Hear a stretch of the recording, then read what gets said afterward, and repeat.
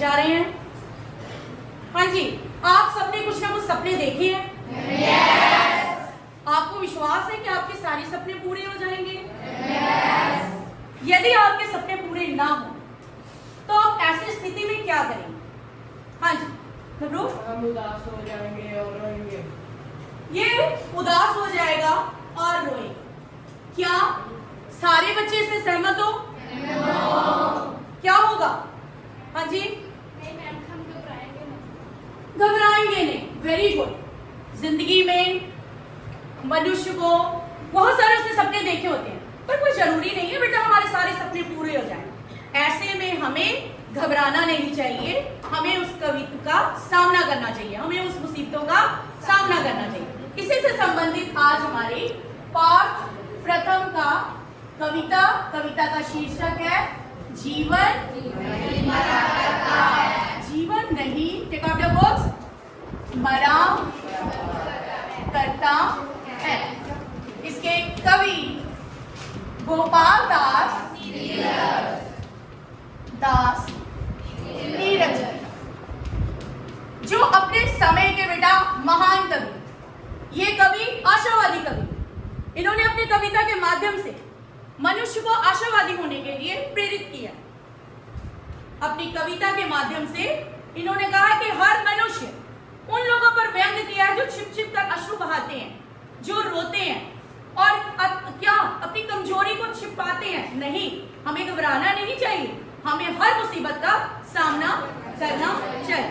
Now start कविता। पारस reading.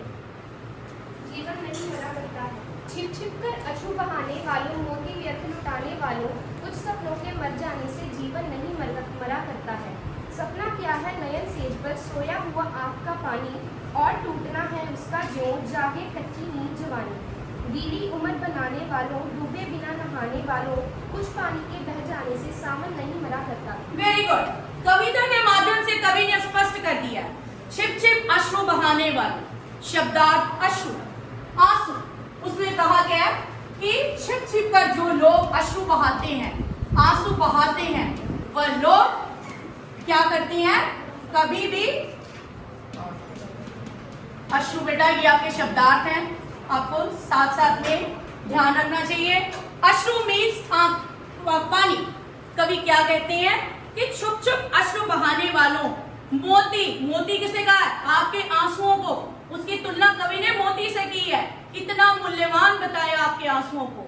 मोती व्यर्थ लुटाने वालों, कुछ सपनों के मर जाने से जीवन नहीं मरा करता है। कवि कहते हैं सपना क्या है? सपना नैन सेज पर सोया हुआ आंखों का पानी है।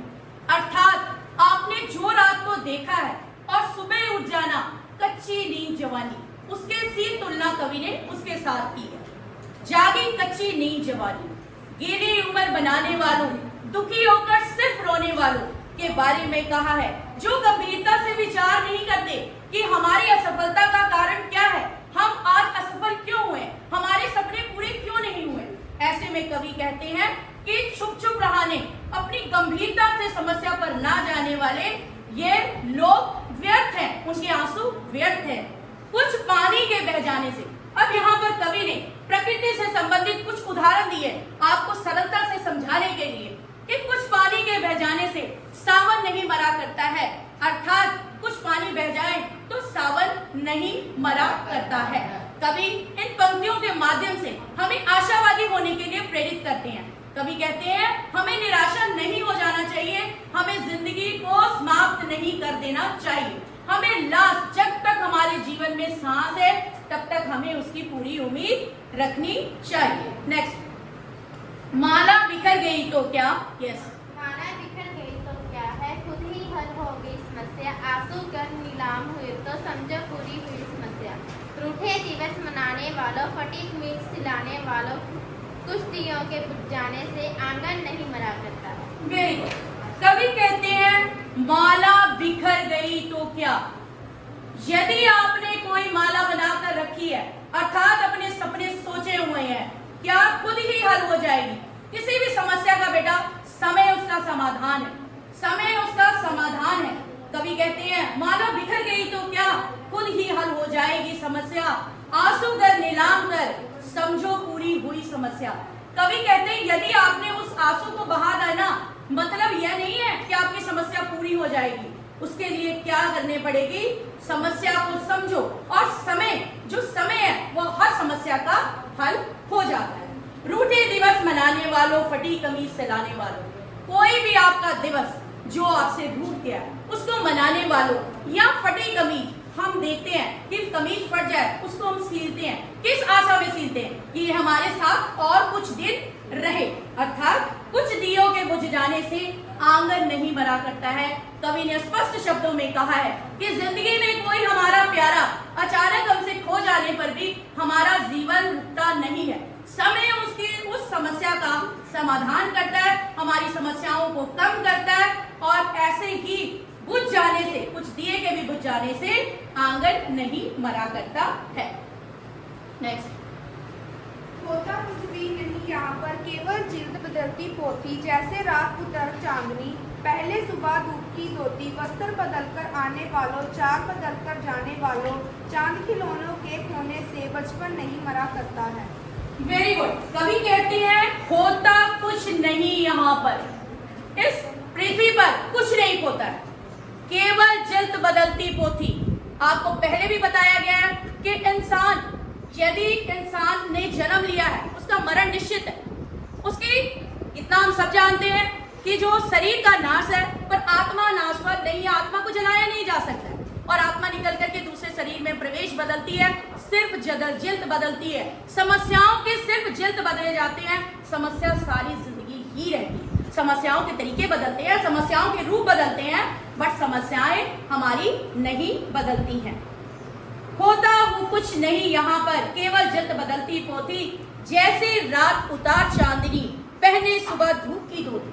कवि ने कितने सुंदर शब्दों में वर्णन किया कि यह रात जो है, जब रात दिन आता है, दिन के बाद रात आती है, और रात फिर अपना अंधेरा हटाकर फिर चांदनी लाती है। ये सब क्या है? हमें प्रकृति सिखाती है कि मनुष्य को क्या आशावादी होना चाहिए। यह तो नहीं हम सोचते कि रात आ गई, अब अंधेरा हो गया, जिंदगी अंधकार हो गई, अब कुछ नहीं होगा, खत्म हो गया। बट नहीं, हमें एक हमारे दिमाग में एक आशा रहती है कि इसके बाद चांदनी आएगी, दिन होगा, हमारी समस्या का हल होगा। हमें भी ऐसा ही होना चाहिए। कवि ने प्रकृति के माध्यम से हमें समझाने की कोशिश की है। चंद खिलौनों के खो जाने से बचपन नहीं मरा करता। कवि कहते हैं कि चंद खिलौनों, आपके जिंदगी में आपने जब बच्चे हो गए तो कितने खिलौने किए? क्या आपके एक खिलौने के टूट जाने से, आपसे एक खिलौना टूट जाने से क्या आपका बचपन खत्म हो गया? नहीं, हमारा बचपन वैसा ही चलता रहा। चंद खिलौनों के टूट जाने से बचपन नहीं मरा करता है। नेक्स्ट। कितनी बार दुनिया फूटी, शिकन न आई पर कंधर पर, कितनी बार किश्तियां डूबी पहल, चहल पहल पैर तक पर, तब की उम्र बढ़ाने वालों, लोग की आदि से टालने वालों, Very good. कोशिश पर ऊपर नहीं मरा करता है। Very good. तम मीन्स बेटा अंधकार, तम मीन्स अंधकार। देखो, कवि ने आपको इस कविता के माध्यम से इतना पक्का कर देना है कि आप जिंदगी में सोचते हैं ना, निराश हो गया, जिंदगी की जीने की उम्मीद खत्म हो गई, उसने वो डिप्रेशन में चला गया, उसे समझ नहीं आता वो क्या करे। नहीं, इस कविता के माध्यम से आप में एक नई जागृति आनी चाहिए कि नहीं, कितनी बार गगरियां फूटी। कवि कहता है कि कितनी बार जो पानी लेने जाते हैं उनकी गगरियां फूट गई। शिकन ना आई पनघट में, पनघट में कोई शिकन नहीं आती। ऐसा हुआ कि फलाने की गगरी टूट गई, आज पनघट बंद हो गया? बिल्कुल नहीं। कितनी बार गगरियां टूटी, शिकन ना आई पनघट पर, कितनी बार किश्तियां डूबी। चहल पहल वैसी है तट पर, किश्तियां डूब गई और चहल पहल वैसी। तम की उम्र बढ़ाने वालों, लौ की उम्र घटाने वालों। कवि कहते हैं तम की उम्र बढ़ाने वालों, तम मीन्स अंधकार। जो लोग निराशावादी हैं वह तम, अंधकार की उम्र बढ़ा रहे हैं, वो अपने साथ वैसे ही लोगों को जोड़ते जाते हैं जो निराशावादी होते हैं। कवि कहते हैं तम की उम्र बढ़ाने वालों, अंधकार की उम्र बढ़ाने वालों, जो आशावादी नहीं है, लौ की उम्र घटाने वालों। कुछ लोग हैं जो आशावादी हैं, ये उम्र घटाने वालों लाख करे पतझड़ कोशिश पर उपवन नहीं मरा करता। अब आप देखते हैं कि उपवन में पतझड़ का मौसम आता है, पत्ते, पेड़, वृक्ष अपने सारे पत्तों को छोड़ देता है। क्या किसको किसकी उदासी होती नहीं, हमें आशा होती है कि इसके बाद फिर सावन आएगा, पतझड़ आएंगे, सारे पत्ते फिर से हरे हो जाएंगे। हमारे दिमाग में एक आशा के सहारे हम जी रहे हैं। यही कवि कह रहे हैं कि लाख पढ़ करे पतझड़ कोशिश, पर उपवन नहीं मरा करता नासिक। यह माली ने उपवन लूटी ने ये इंगन फूकी, खानों तक ने छोड़ा पर खिड़की बंद न हुई टूल की। नफरत गले लगाने वालों, सफर मुस्कुराने वालों, कुछ मुखड़ों की नाराजगी से दर्पण नहीं मरा करता है। Very good. इस कविता की इस पंक्तियों के माध्यम से कवि क्या बताना चाहते हैं? वही जो हम पहले कह रहे हैं कि प्रकृति के माध्यम से आपको समझाने का बता रहे हैं कि लूट लिया माली ने उपवन। माली जितनी मर्जी आपके उपवन की राखी करे, पर लूटी ना लेकिन गंध फूलों की। वह उस पेड़ पौधों के जितनी मर्जी पानी डालता है, उसकी देख रेख डालता है, खाद डालता है, बट लूट उसकी क्या नहीं ले सकता? उसकी वो गंध चुरा कर नहीं ले जा सकता, उसकी महक, उसकी खुशबू वो चुरा कर नहीं ले जा सकता। तूफानों तक ना छेड़ा पर खिड़की बंद ना हुई धूल। जितना मर्जी बाहर तूफान हो, आपके दरवाजे की खिड़कियां तूफान आने पर भी बंद होंगी, पर उसके बाद भी धूल आपके में कमरे में प्रवेश करेगी।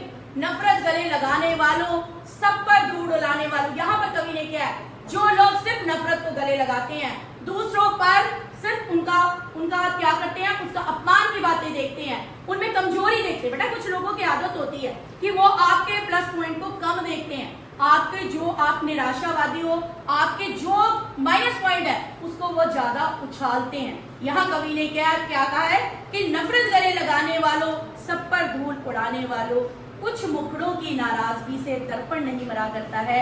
यदि कुछ मुखड़े आपसे नाराज भी हो जाएं, दर्पण अपना अस्तित्व नहीं छोड़ता, दर्पण का अस्तित्व वैसा ही चलता है। दर्पण का काम है चेहरा दिखाना, सच्चाई को दिखाना, दर्पण अपना काम करता रहता है। हाँ, अब हम इससे संबंधित आपसे कुछ प्रश्न पूछेंगे।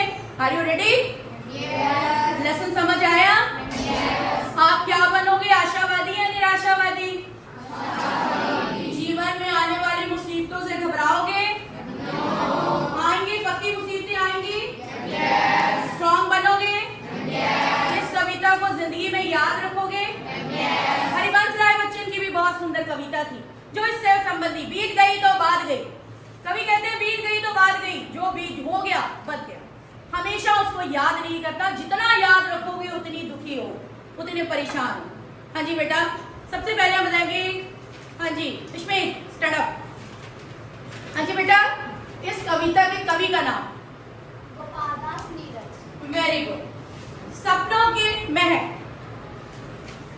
कुछ पानी के बह जाने से कौन नहीं मरा करता? पानी के बह जाने से सावन नहीं मरा करता। Very good. जीवन में, हाँ जी नेक्स्ट, इस कविता के भाव स्पष्ट करें संक्षेप में। हाँ जी पारस, क्या सीखा बेटा इसमें? हमने सीखा कि हमें कभी निराश होकर हार मानकर नहीं बैठना चाहिए, हमें एक उम्मीद रखनी चाहिए कि हमारे सपने पूरे हों। वेरी गुड, हमारे सपने पूरे हो जाए। और बेटा इससे संबंधित अब हम होमवर्क लेंगे। इसमें हमने क्वेश्चन आंसर देखे बेटा? यस, होमवर्क नोट करो। इसके पहले हमने फर्स्ट क्या करने हैं, मौखिक क्वेश्चन जो है वो हमने करने हैं, ठीक है?